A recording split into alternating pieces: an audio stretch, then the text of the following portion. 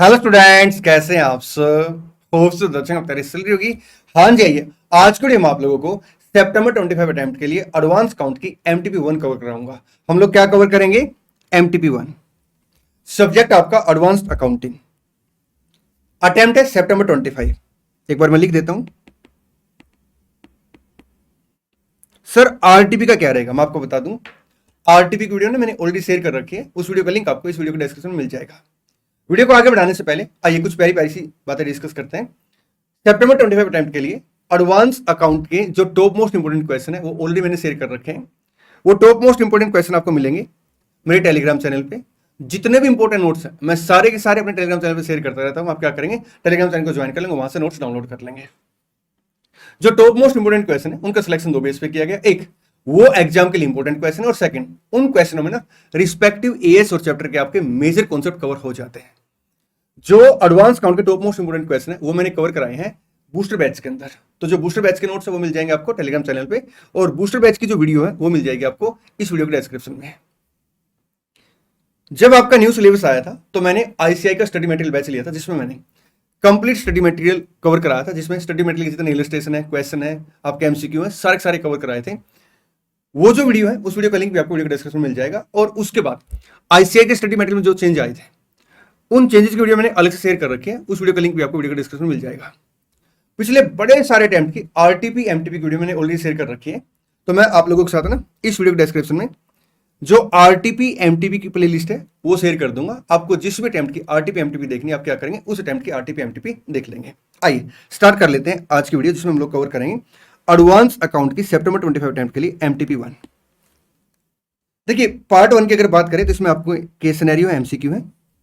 सबसे पहले एक छोटी सी बात मैं आपके साथ डिस्कस करूंगा, हम एग्जाम में केस सिनेरियो को कैसे हैंडल करें। देखिए दोस्त, इसके लिए ना 3 स्टेप रहते हैं। स्टेप नंबर 1 में हम क्या करेंगे, सबसे पहले जो केस सिनेरियो उसके एमसीक्यू पढ़ेंगे। अब यहां पे स्टूडेंट की क्वेरी आती है कि सर अगर हम केस सिनेरियो को रेफर नहीं करेंगे तो फिर हम एमसीक्यू का आंसर कैसे देंगे। देखिए दोस्त, मैंने अभी आपको ये नहीं बोला है कि आप एमसीक्यू को आंसर देंगे, मैंने ये बोला कि आप पहले क्या करेंगे, एमसीक्यू पढ़ेंगे और उसके बाद फिर आप क्या करेंगे स्टेप 2 में ना केस सिनेरियो को रेफर करेंगे। अब ऐसा करने से हमें फायदा क्या मिलेगा। देखिए दोस्त, अगर हम डायरेक्ट केस सिनेरियो पढ़ेंगे ना तो जो भी ट्रांजैक्शन दे रखी है, जो भी इवेंट दे रखा है, उसके मल्टीपल ट्रीटमेंट हो सकते हैं, लेकिन हमारे लिए वो ट्रीटमेंट रेलिवेंट है जो एमसीक्यू में पूछा गया है। इसलिए अगर हम पहले एमसीक्यू पढ़ के केस सिनेरियो पढ़ेंगे ना तो अपना पूरा फोकस क्या रहेगा, एमसीक्यू के आंसर पे रहेगा।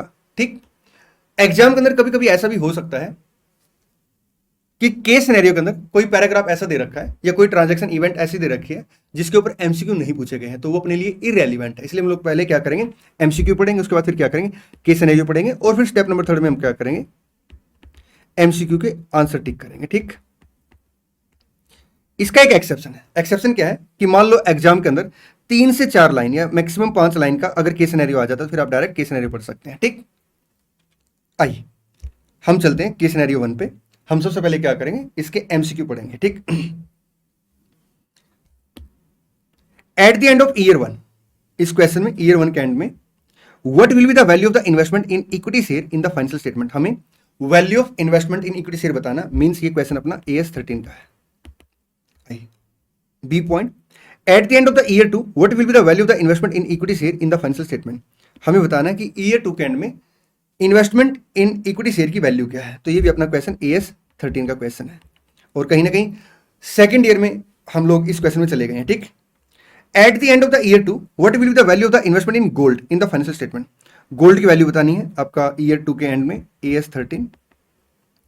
How much profit was earn on sale of bonus share, company ने क्या क्या बोनस शेयर बेचा है, तो हमें प्रॉफिट बताना है आपका AS 13। चलिए जी सर, आइए अब हम क्या करें, केस सिनेरियो पढ़ेंगे। एक बात और मैं आपको बता देता हूं, ये जो केस सिनेरियो है इसके एमसीक्यू के अंदर मिस्टेक दे रखी है इंस्टीट्यूट ने, तो मैं उसको करेक्ट करा दूंगा। Case scenario 1, year 1, mister Lal purchased 1000 equity share of 100 each in a company X at 125 each from a stock broker who charge 2% brokerage. Mister Lal ने क्या किया, 1000 इक्विटी शेयर परचेज किए।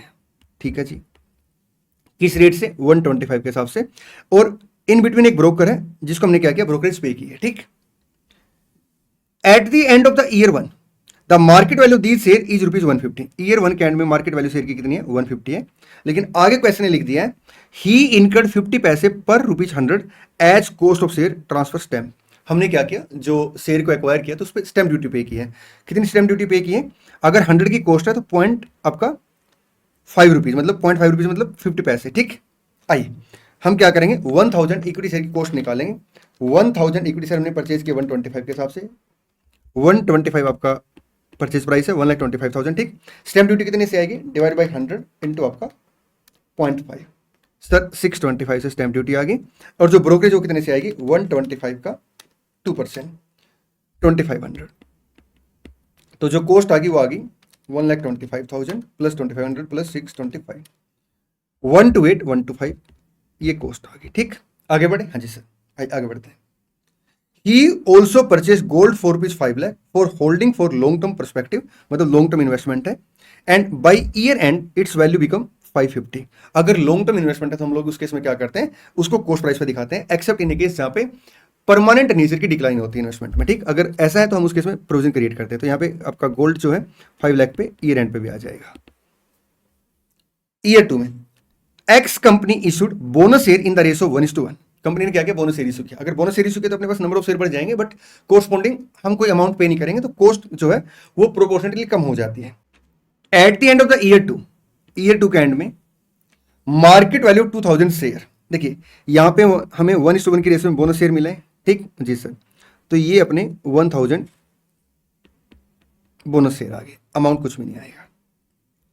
जो मार्केट वैल्यू है 2000 शेयर की including bonus share is still 150। अभी भी market value 150 है इंक्लूडिंग बोनस शेयर। ठीक, आगे बढ़ते हैं।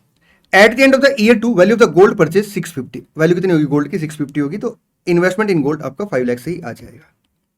तो एक तो गोल्ड के रिगार्ड में अपना एमसीक्यू था,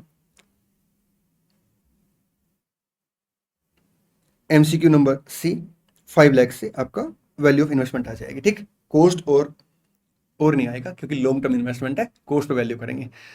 अगर करंट इन्वेस्टमेंट तो उसके हम लोग वैल्यू कैसे करते हैं? कॉस्ट और market price which ever is lower. ठीक, आगे बढ़ते हैं।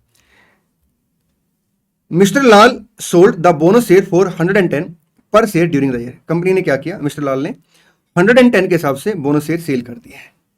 अब ये जो क्वेश्चन है ना, यहां पे ये क्वेश्चन कॉन्ट्राडिक्टरी बातें बोलता है। कैसे? उसने बोला है कि ड्यूरिंग द ईयर हमने क्या किया? बोनस शेयर सेल कर दिए हैं।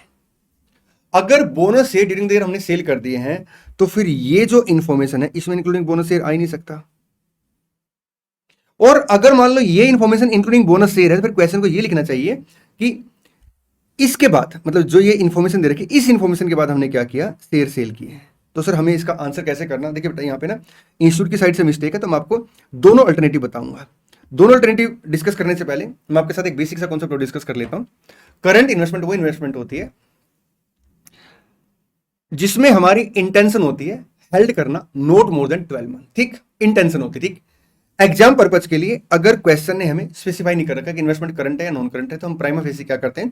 प्रैक्टिकल क्वेश्चन में करंट इन्वेस्टमेंट मान के चलते हैं। हालांकि अगर आप यहाँ पे देखेंगे तो ये इन्वेस्टमेंट आपकी ये 2 तक चली गई है। ठीक, लेकिन तब भी हम इसे करंट माने क्योंकि हम इंटेंशनली चेक करते हैं। चलिए जी सर, ये मैंने आपको एग्जाम पर्पज के लिए बात बता दी कि हम इसे क्या करें? करंट इन्वेस्टमेंट मान के चलेंगे। आइए अब हम एक काम करते हैं, इस क्वेश्चन को एक बार सोल्व करते हैं, फिर मैं आपको दोनों अल्टरनेटिव आंसर बताऊंगा। देखिए अगर हमने बोनस शेयर बेच दिए 1000 किसके हिसाब से? 110 के हिसाब से, ये मान के कि जो बोनस शेयर है ड्यूरिंग द ईयर हमने सेल किए हैं, इस इंफॉर्मेशन को अगर हम प्रायोरिटी देते हैं तो उस केस में क्या होगा? हमने बोनस शेयर सेल किए तो ये सेल प्रोसीड्स आ गई। इसमें से हम लोग क्या करेंगे? कॉस्ट माइनस करेंगे। कॉस्ट कितनी आएगी? 128,125 कॉस्ट है आपका 1000 शेयर की। बोनस शेयर हमें इसके अगेंस्ट मिले हैं और उसकी कॉस्ट 0 है। तो जो बोनस शेयर हमने सेल किया उसकी कॉस्ट कितनी आ जाएगी? प्रोपोर्शनल कॉस्ट आ जाएगी 128,125 डिवाइड बाई आपका 2000 इंटू 1000। प्लीज मेरे प्यारे प्यारे बच्चों, आपने क्या करना, इस वीडियो को ना सबके साथ शेयर करना क्योंकि इंस्टीट्यूट की साइड से एमटीपी में मिस्टेक है। ठीक, अब बहुत सारे बच्चे कंफ्यूज होंगे कि सर इसका करेक्ट आंसर क्या होना चाहिए, तो मैं आपको करेक्ट आंसर भी करा रहा हूं। तो आपने क्या करना, वीडियो को सबके साथ शेयर करना है। 64,062.5 ये कॉस्ट आ गई बोनस शेयर की। ठीक, सेल प्रोसीड्स कितने से आ गई? सर 110 से। तो इसमें से मैं क्या करूं? कॉस्ट माइनस कर दूंगा, तो डिफरेंस अपना profit on sale of bonus share आ गया। 45937.5, 45937.5। एक तो क्वेश्चन की रिक्वायरमेंट ये है कि जो हमने बोनस शेयर सेल किए उस पर अपने को प्रॉफिट कितना हुआ है। सर ये अपना प्रॉफिट आ गया, तो ये भी एमसीक्यू अपना ठीक है। ठीक, क्वेश्चन की पहली जो रिक्वायरमेंट है वो ये है कि आप ये बताइए ईयर वन के एंड में वैल्यू ऑफ इन्वेस्टमेंट क्या होगी। अगर ईयर वन के एंड में हम कॉस्ट की बात करें तो अपनी कॉस्ट है 128,125, और अगर मार्केट वैल्यू की बात करें तो मार्केट वैल्यू कितनी है 150, तो लोअर अमाउंट कितने से आ गया 128,125, तो वैल्यू ऑफ इन्वेस्टमेंट कितने से आ जाएगी 128,125। ठीक जी सर। आइए ईयर टू की अगर हम बात करें और ये मान के कि हमने पहले बोनस शेयर सेल कर दिए हैं, और ये जो लाइन लिखी है गलत लाइन लिखी है, इसमें इंक्लूडिंग बोनस शेयर नहीं होना चाहिए, तो उस केस में जो अपने पास रिमेनिंग शेयर की कॉस्ट आएगी, क्योंकि यहाँ पे मार्केट प्राइस ज़्यादा है, तो जो कॉस्ट और मार्केट प्राइस से लोअर के हिसाब से हम वैल्यू करेंगे, तो जो कॉस्ट आएगी वो आएगी इसका हाफ आ जाएगी। ठीक है, क्योंकि हमने आधे शेयर बेच दिए, तो अमाउंट आएगा आपका 64062.5। अब यहां पे जो आंसर होना चाहिए वो आंसर होना चाहिए बी पार्ट का 64062.5। अब इंस्टीट्यूट ने यहां पे कोई अल्टरनेटिव नहीं दे रखा, तो ये आपका एमसीक्यू एक तरीके से जो अल्टरनेटिव है, ये सारे सारे गलत अल्टरनेटिव है, तो ये आपका आंसर होना चाहिए। लेकिन अगर हम क्वेश्चन में ये मान के चलते हैं कि ये बात बिल्कुल ठीक लिखी है, ये वाली बात, मतलब इसके बाद हमने क्या किया बोनस शेयर सेल की, जो कि थोड़ा सा प्रैक्टिकली ठीक नहीं लग रहा, क्योंकि यहाँ पे क्वेश्चन लिखा कि ड्यूरिंग द हमने क्या किया बोनस शेयर सेल किए। बट मैं एक मिनट के लिए कहता हूं कि अगर हम इसे प्रायोरिटी देते हैं तो उस केस में फिर क्या होगा, उस केस में जो इन्वेस्टमेंट की वैल्यू है वो कितनी आएगी बोनस शेयर के सेल होने से पहले, तो यही वैल्यू आ जाएगी। इसका कंपैरिजन मार्केट प्राइस के साथ करेंगे तो 128,125 आ जाएगा, तो उस केस में फिर अपना जो आंसर बनेगा वो आंसर बनेगा 128,125। सर हमें सही आंसर क्या करना चाहिए? देखिए दोस्त, एमसीक्यू में बड़ा चैलेंज हो जाता है कि हम सही आंसर यहाँ पे क्या करें, क्योंकि एमसीक्यू में ऑप्शन ही नहीं ठीक। अगर ये क्वेश्चन आपका प्रॉपर डिस्क्रिप्टिव क्वेश्चन होता तो हम एक नोट डाल देते कि ये जो इंक्लूडिंग बोनस शेयर है ये हमारे हिसाब से यहाँ पे गलत लिखा हुआ है। ठीक, तो आप एक काम करेंगे, एमसीक्यू का जो आंसर बनेगा, इसका करेक्ट आंसर जो बनना चाहिए मेरे हिसाब से ये बनना चाहिए 64062.5।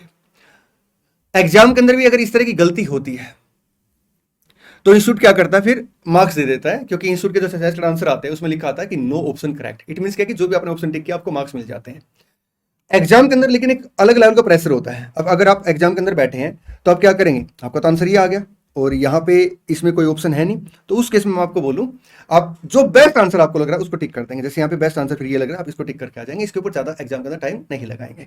आइए आगे बढ़ते हैं, केस सिनेरियो नंबर 2। अब जैसे केस सिनेरियो नंबर 2 है, इसमें 4 लाइनें लिखी है, तो हम क्या करेंगे पहले इन लाइनों को ही पढ़ लेंगे, मतलब पहले केस सिनेरियो पढ़ लेंगे। देखिए अगर केस सिनेरियो बड़ा है तो पहले हम एमसीक्यू पढ़ेंगे, उसके बाद केस सिनेरियो पढ़ेंगे, उसके बाद फिर एमसीक्यू का आंसर करेंगे। लेकिन अगर केस सिनेरियो छोटा है, 3 से 4 लाइन का, 5 लाइन का, तो हम लोग पहले क्या करेंगे, फिर डायरेक्ट केस सिनेरियो पढ़ लेंगे। एक company acquired an asset for ₹60 lakh, useful life of 10 year. Company ने क्या किया, 60 लाख की एक असेट परचेज की और यूजफुल लाइफ उसकी 10 ईयर थी। ठीक है जी sir. The remaining useful life of the asset now is 4 year. अभी रिमेनिंग यूजफुल लाइफ 4 ईयर बची हुई है। And the current carrying amount is ₹30 lakh. Current carrying amount आपका 30 lakh, which include an upward revaluation of 6 lakh done in the asset last year. Last year हमने क्या किया था, asset को रिवैल्यू किया था, तो इसके अगेंस्ट रिवैल्यूएशन सरप्लस है। तो मैं एक तरीके से ये कह सकता हूं कि बैलेंस शीट में property plant and equipment 30 lakh से आ रही है, जिसकी रिमेनिंग यूजफुल लाइफ 4 ईयर है, और जिसके अगेंस्ट ऑलरेडी क्या है, रिवैल्यूएशन सरप्लस है, कितने से 6 लाख से। आगे बढ़ते हैं। Recoverable amount from the asset is 20 lakh. Recoverable amount कितना है, 20 लाख है। तो हम लोग क्या करेंगे, यहाँ पे इंपेयरमेंट लॉस कैलकुलेट करेंगे as per the provision of आपका AS 28। AS 28 के अकॉर्डिंग हम लोग इंपेयरमेंट लॉस कैसे कैलकुलेट करेंगे, carrying amount minus recoverable amount, 10 का इंपेयरमेंट लॉस आ गया। अगर इंपेयरमेंट लॉस आता तो हम लोग उसे प्राइमा फेसी कहां चार्ज करते हैं, P&L अकाउंट के अंदर। लेकिन अगर ऑलरेडी अपने पास रिवैल्यूएशन सरप्लस का बैलेंस है तो हम क्या करेंगे, पहले रिवैल्यूएशन सरप्लस के बैलेंस के साथ एडजस्ट करेंगे, रिमेनिंग इंपेयरमेंट लॉस को P&L अकाउंट में चार्ज करेंगे। तो यहाँ पे 6 का इंपेयरमेंट लॉस आपका रिवैल्यूएशन सरप्लस के साथ एडजस्ट हो जाएगा, 4 आपका P&L अकाउंट में चार्ज हो जाएगा। आइए क्वेश्चन देखते हैं।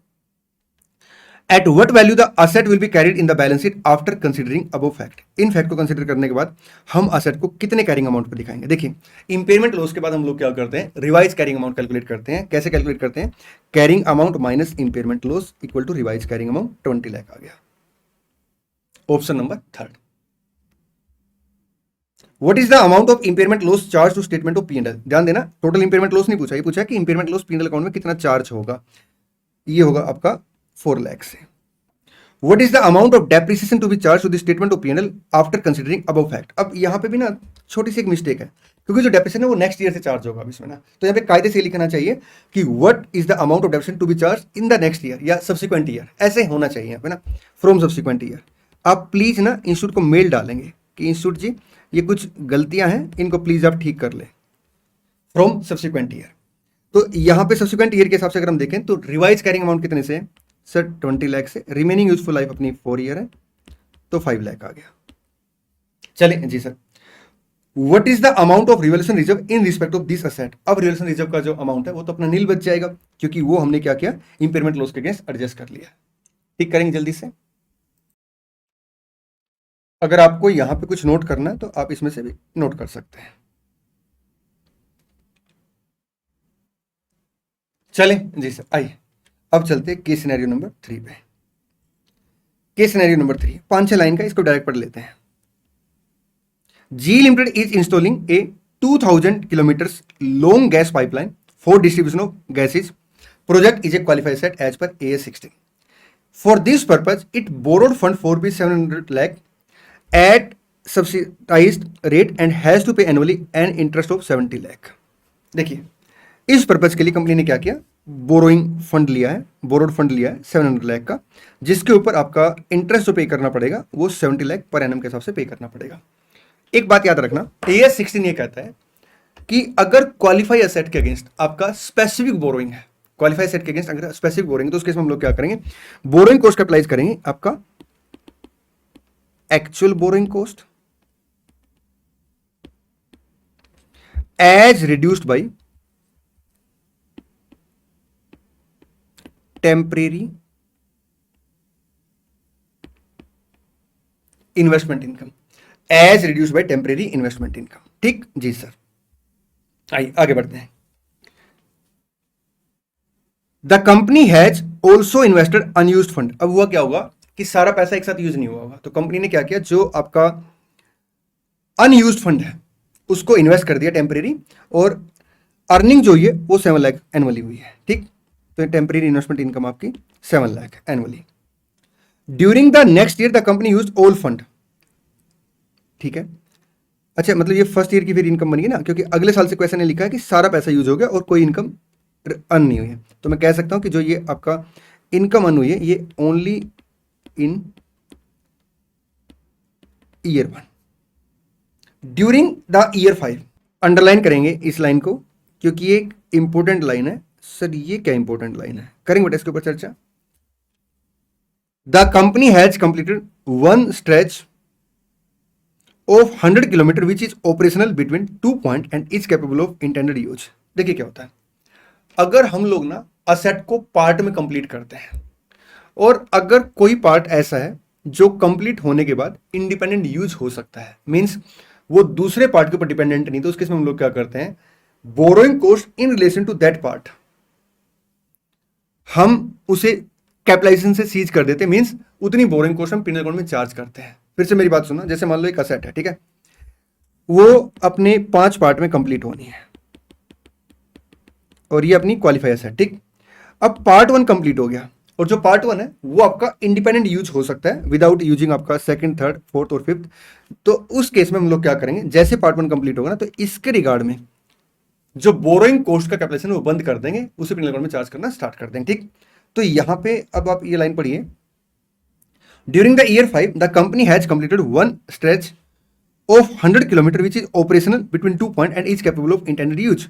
100 किलोमीटर की जो पाइपलाइन है वो अपनी रेडी होगी और हम उसे यूज कर सकते हैं। इसका मतलब क्या है कि 100 किलोमीटर के रिगार्ड में जो बोरिंग कॉस्ट का कैपिटलाइजेशन है उसे बंद कर देंगे, उसे पिनल अकाउंट में चार्ज करेंगे, और बाकी बोरिंग कॉस्ट आपकी कैपिटलाइजेशन कंटिन्यू रहेगी। ठीक, जो ड्यूरिंग द ईयर 5 है, ये ड्यूरिंग द ईयर वर्ड लिखा है, इसके ऊपर मैं चर्चा करूंगा आगे बढ़ के। ठीक है, मतलब थोड़ी सी आगे चल के। Question number A, for the year 1 how much borrowing cost should be capitalised to the project. Year 1 में हम लोग कितनी बोरिंग कॉस्ट का कैपिटलाइजेशन करेंगे। देखिए ये स्पेसिफिक बोरिंग है, स्पेसिफिक बोरिंग के केस में हम लोग क्या करते हैं, actual borrowing cost as reduce by temporary investment income. तो यहाँ पे ईयर 1 में एक्चुअल बोरिंग कॉस्ट कितने से आएगी, 70 लाख से, और टेम्परेरी इन्वेस्टमेंट इनकम कितने से, 7 लाख से, तो 63 लाख आ गया। Question number B, for the year 2 how much borrowing cost would be capitalised to the project. Specific borrowing के केस में हम लोग क्या करते हैं, एक्चुअल बोरिंग कॉस्ट कंसीडर करते हैं। तो ईयर 2 में एक्चुअल बोरिंग कॉस्ट कितनी आएगी सर, 70 लाख की आएगी। टेम्परेरी इन्वेस्टमेंट इनकम सर 0 है, तो 70 lakh, option 1। For the year 5 how much borrowing cost should expensed, कितनी बोरिंग कॉस्ट को हम पिनल अकाउंट में चार्ज करेंगे। देखिए हम ईयर 3 में सॉरी ईयर 5 में जो टोटल बोरिंग कॉस्ट इनकर्ड कर रहे हो, कितनी इनकर्ड कर रहे हैं सर, 70 लाख। ये जो 70 लाख की बोरिंग कॉस्ट इनकर्ड है, ये आपका 2000 किलोमीटर की पाइपलाइन पे है, जिसमें से 100 किलोमीटर की पाइपलाइन रेडी हो गई है। तो 100 किलोमीटर की जो पाइपलाइन रेडी हुई है, जिस डेट पे वो रेडी टू यूज हुई है, उसके बाद की बोरिंग कॉस्ट को हम पिनल अकाउंट में चार्ज करना स्टार्ट करेंगे। तो यहाँ पे अगर आप देखेंगे तो 70 डिवाइड बाई 2000 इंटू 100 कितना अमाउंट आ गया, 3.5। अब यहां पे क्वेश्चन ने लिखा ड्यूरिंग द ईयर। अब अगर ड्यूरिंग द ईयर क्वेश्चन ने लिखा है, तो जिस डेट पे असेट रेडी टू यूज हो जाएगी, उस डेट पे हम लोग क्या करेंगे, बोरिंग कॉस्ट का कैलकुलेशन बंद कर देंगे उस डेट से, ठीक है। तो अगर यहां पे ड्यूरिंग द ईयर लिखा है, तो ऐसी पॉसिबिलिटी हो सकती है कि हम ये एजम्पशन लेके मिड ऑफ द ईयर में कंप्लीट हुई असेट। अगर asset mid of the year में कंप्लीट हुई, तो उस केस में हम लोग क्या करेंगे, ये जो बोरिंग कॉस्ट है इसका हाफ अमाउंट कैपिटलाइज करेंगे और हाफ अमाउंट क्या करेंगे, पिनल अकाउंट में चार्ज करेंगे। अब हमें ये देखना पड़ेगा कि हमें एमसीक्यू में ऑप्शन कौन सा दे रखा है, ठीक। यहां पे अगर आप देखेंगे तो हमें ऑप्शन दे रखा 3.5 लाख। इसका मतलब क्या है कि इंस्टीट्यूट ने एज्यूम किया है कि जो पाइपलाइन 100 किलोमीटर की आपका रेडी होगी, वो आपका first day of the year 5 ready होगी, ठीक। अगर यहाँ पे first day of the year लिख देते कोई कंफ्यूजन नहीं थी, मिड ऑफ द ईयर में लिख देते कोई कंफ्यूजन नहीं थी, ड्यूरिंग द ईयर लिखा तो यहाँ पे दो अल्टरनेटिव बन सकते हैं। तो हम यहाँ पे क्या करेंगे, जो ऑप्शन दे रखे उसमें सिर्फ यही एक ऑप्शन आ रहा है, तो हम इसी को टिक कर देंगे, ठीक। इसका मतलब क्या है कि क्वेश्चन ने एजम्पशन ली है कि जो असेट का पार्ट रेडी टू यूज हुआ है, वो first day of the year पे रेडी टू यूज हुआ, ठीक। आगे बढ़ते हैं। For the year 5 how much borrowing cost should be capitalise to the project, कितनी बोरिंग कॉस्ट कैपिटलाइज होगी ईयर 5 में। देखिए टोटल बोरिंग कॉस्ट 70, जिसमें से 3.5 हमने पिन अकाउंट में चार्ज कर लिए इन रिलेशन टू आपका 100 किलोमीटर पाइपलाइन, बाकी 66.5 आपका क्या हो जाएगा, बोरिंग कॉस्ट कैपिटलाइज हो जाएगी। एक बार आंसर टिक करेंगे। आइए आगे बढ़ेंगे, अब एमसीक्यू को डिस्कस करते हैं। Question number 4, state which of the following statement is true. आपने बताना कौन सी स्टेटमेंट ट्रू है। Buyback is for more than 25% of the total paid up capital and free reserve of the company, false है। Partly paid up share can not be bought back by the company, company partly paid up share का buyback नहीं कर सकती, बिल्कुल true है, आगे हमें बढ़ने की जरूरत नहीं, ठीक। हालांकि पढ़ लेते फिर भी। Buyback of equity share in any financial year shall exceed 25%, no. Partly paid up share can be bought back by ये कंपनी, नो। तो आपका ऑप्शन सेकंड आ गया। Question 5, as per AS 19 unearned finance income is difference between the gross investment in the lease and present value of the minimum lease payment under a finance lease from the standpoint of view laser के point of view से हम लोग क्या करते हैं, present value calculate करते हैं lease payment की, and any UGRV accruing to the lessor at the interest rate implicit in the lease, बिल्कुल ठीक है। हम इसको ऐसे बोलते हैं ना, gross investment minus net investment, और नेट इन्वेस्टमेंट हम कैसे कैलकुलेट करते हैं, जो भी लीज पेमेंट है आपका इंक्लूडिंग यूजीआरवी उसकी प्रेजेंट वैल्यू, ठीक। तो ऑप्शन फर्स्ट आ गया। Aakash limited is constructing a housing society and for this purpose it has taken loan from a bank, ठीक है जी। The housing society consist of 50 unit each of which can be used individually, ठीक है। 20 unit have been constructed and can be open up for public while construction on the remaining part is continuing, how much borrowing cost should be capitalized। हम लोग क्या करेंगे, जो 20 unit ready होगी उसके ऊपर बोरिंग कोस्ट का कैपिटलाइजेशन बंद कर देंगे, जिस डेट पे रेडी टू यूज होती है, और 30 यूनिट का कैपिटलाइजेशन कंटिन्यू रखेंगे। Capitalisation of borrowing cost should continue for the whole society, no. Capitalisation of borrowing cost shall cease to be capitalised for 20 unit which are now ready to use, बिल्कुल ठीक है, continue रखेंगे 30 unit पे, बिल्कुल ठीक है, option second आ गया। चलें जी सर। देखिए अगर मैं आरटीपी की बात करूं तो मैंने आरटीपी में कंप्लीट आरटीपी आपको कवर कराई है। अगर आप पिछले बड़े सारे अटेम्प्ट की आरटीपी देखेंगे तो मैंने सारी हमेशा कंप्लीट कराई है, ठीक। अगर एमटीपी की बात करूं तो एमटीपी में ना मैक्सिमम क्वेश्चन आपके डुप्लीकेट क्वेश्चन है, और ये क्वेश्चन ऑलरेडी अपने या तो बूस्टर बैच के अंदर या आईसीआई के स्टडी मटेरियल बैच के अंदर या फिर आपके किसी और वीडियो के अंदर ऑलरेडी कवर हो चुके हैं, और वो सारी वीडियो आपके यूट्यूब पे अवेलेबल है, ठीक। मेरे चैनल पे सारी वो वीडियो अवेलेबल है। तो जो डेस्क्रिप्टिव क्वेश्चन है इसमें मैं आपको केवल वो क्वेश्चन कराऊंगा जो थोड़े से नए देखने को लग रहे हैं आपको, ठीक है, या फिर थोड़े से ट्रैक से हटके देखने को मिल रहे हैं। तो आप मेरे साथ डायरेक्ट आएंगे क्वेश्चन नंबर सेकंड के बी पार्ट पे।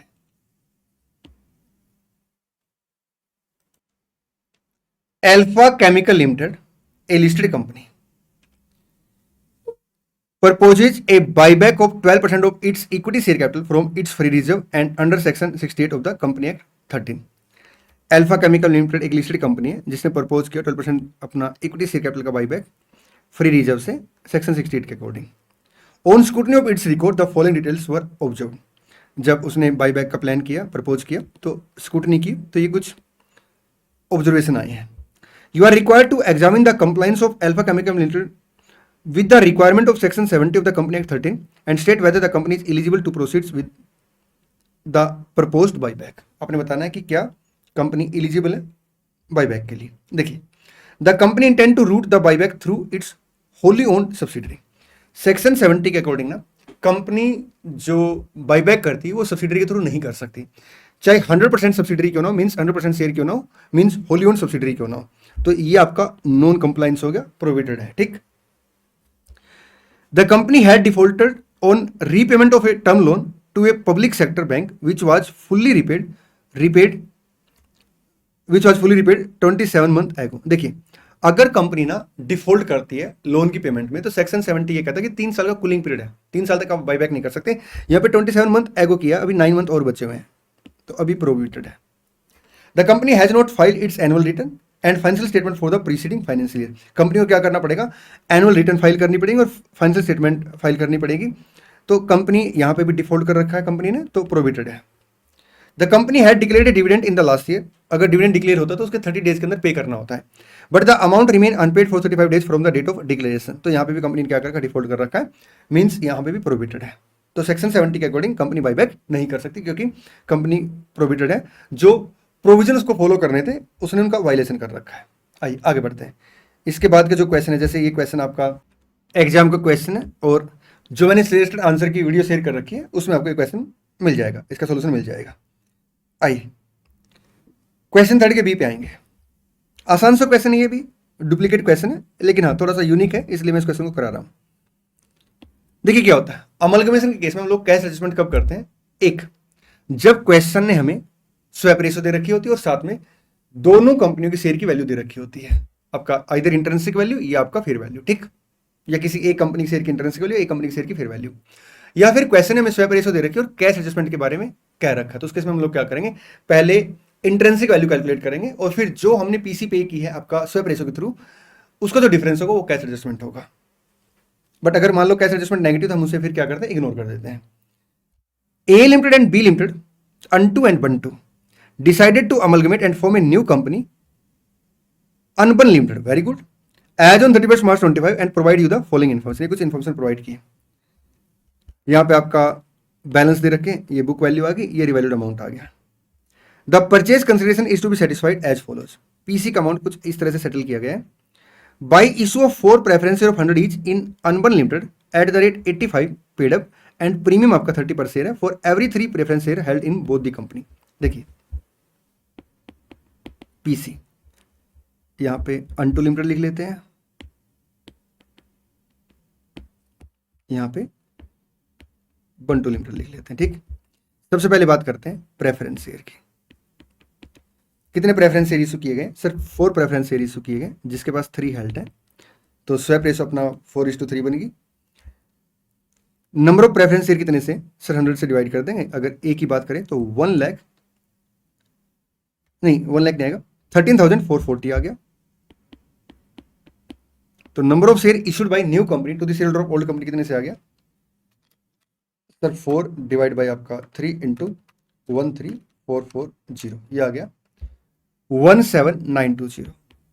और एक शेयर कितने इशू किया गया, सर 85 पेड है और 30 आपका प्रीमियम अमाउंट है। तो हम लोग जब एंट्री पास करें न्यू कंपनी में तो क्या करेंगे, 85 से कैपिटल रिकॉर्ड करेंगे as a partly paid up share और 30 से प्रीमियम रिकॉर्ड कर लेंगे। ये अमाउंट आ गया आपका 20,60,800। यहाँ पे प्रेफरेंस शेयर 4 शेयर इशू किए गए 3 के बदले में। नंबर ऑफ शेयर कितने हैं ओल्ड कंपनी के, 6720।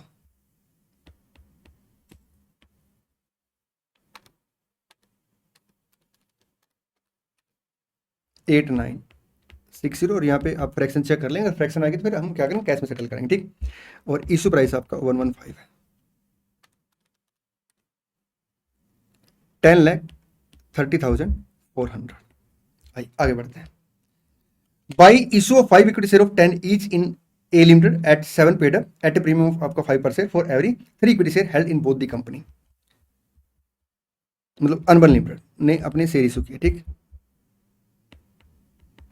इक्विटी शेयर इशू किए कितने से सर, 5 इक्विटी शेयर इशू किए 3 के बदले में, swap ratio into number of share कितने से, 10 का एक शेयर है तो आपका ये है 2,68,800 और इशू प्राइस आपका 12 आ जाएगा, 7 पेड अप है और 5 आपका प्रीमियम है।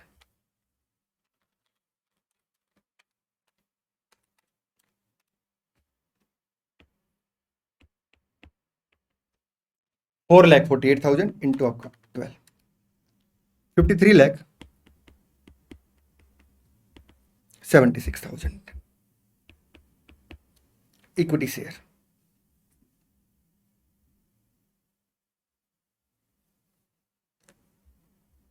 यहां पे आपका शेयर आ जाएंगे 1,08,000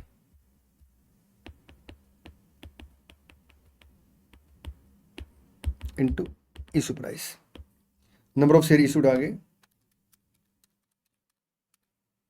1,68,000 इक्विटी शेयर इंटू आपका 20,16,000। ठीक जी सर। आइए, ये जो अमाउंट है ये हमने इक्विटी शेयर के रूप में और प्रेफरेंस शेयर के रूप में पीसी का पे कर दिया। ठीक, आगे क्वेश्चन कहता है in addition necessary cash should be paid to equity shareholder of both the company as required to adjust the right of the shareholder of both the company in accordance with the intrinsic value of the share of both the company। तो सबसे पहले हम लोग यहाँ पे क्या करेंगे sir, net asset का अमाउंट कैलकुलेट करेंगे। ठीक है, असेट एट आपका fair value minus liability at payable value. ठीक, तो ये असेट की फेयर वैल्यू दे रखी है, मार्केट वैल्यू दे रखी है और यहाँ पे आपका कैश एंड कैश इक्विवेलेंट का सेम अमाउंट आ जाएगा। पहले बात कर लेते हैं आपका अनटू लिमिटेड की, 42,32,400 प्लस 6,48,000 प्लस आपका 11,14,480 प्लस 988,560 प्लस आपका आएगा 940,960 माइनस आएगा 322,560। तो जो नेट असेट है वो आ गई अनटू लिमिटेड की 76,01,840। ठीक, ये नेट एसेट आ गई। हाँ जी, इसमें से हम लोग पहले क्या करेंगे, प्रेफरेंस शेयरहोल्डर को पे करेंगे। कितना अमाउंट पे करेंगे, 20,60,800। तो balance available for equity shareholder आ जाएगा, दैट इज 55,41,040, जिसमें से इतनी वैल्यू का हम क्या करेंगे, इक्विटी शेयर इशू कर देंगे तो बैलेंस उनको कैश पे कर देंगे 1,65,040। तो यहाँ पे इक्विटी शेयर होल्डर को हम लोग क्या करेंगे, यहाँ पे इक्विटी शेयर होल्डर को इक्विटी शेयर दिए, प्रेफरेंस होल्डर को प्रेफरेंस शेयर दिए, इक्विटी शेयर होल्डर को हम यहाँ पे क्या करेंगे, कैश पे कर देंगे। कितने से, 165,040 और टोटल पीसी का अमाउंट आ जाएगा आपका 76,01,840 लिखेंगे। आइए अब बात करें थे बंटू लिमिटेड की। देखिए जो बंटू लिमिटेड की नेट असेट है उनकी फेयर वैल्यू कितनी है, 20,80,400 प्लस आपका 827,120 प्लस आपका 552,720 प्लस आपका 641,920 माइनस 675,840। ये अमाउंट आ गया आपका 34,26,320। इसमें से हम लोग पहले क्या करेंगे, प्रेफरेंस शेयर को पेमेंट कर देंगे तो balance available for equity share holder आ गया 23,95,920, जिसमें से हम इक्विटी शेयर पे करेंगे 20,16,000 के। तो इक्विटी शेयर होल्डर को कैश कितना पे कर देंगे, 379,920। तो ये प्रेफरेंस शेयर होल्डर को प्रेफरेंस शेयर चले गए, इक्विटी शेयर होल्डर को इक्विटी शेयर चले गए और ये आपका इक्विटी शेयर होल्डर को कैश की पेमेंट होगी। तो जो पीसी का अमाउंट वो आ गया आपका 34,26,320। चलिए जी, इसके अलावा जितने क्वेश्चन है सारे डुप्लीकेट क्वेश्चन है, वो ऑलरेडी जो मैंने यूट्यूब पे वीडियो शेयर कर रखी है उनमें आपके कवर हो चुके हैं। मिलते हैं नेक्स्ट वीडियो में। आपने क्या करना है, वीडियो को लाइक करना है, चैनल को सब्सक्राइब करना और इंस्टीट्यूट को मेल जरूर डालनी है। जो मैंने आपको गलती बताई है, जो टेलीग्राम चैनल का लिंक है वो आपको वीडियो को डिस्क्रिप्शन में मिल जाएगा, उसे ज्वाइन कर लेना, क्योंकि जितने इंपॉर्टेंट नोट्स है मैं सारे टेलीग्राम चैनल पर शेयर करता हूँ। चलिए मिलते हैं नेक्स्ट वीडियो में। Thank you so much, all the best, God bless you. और हाँ, इस बार एग्जाम को फोड़ के आएंगे।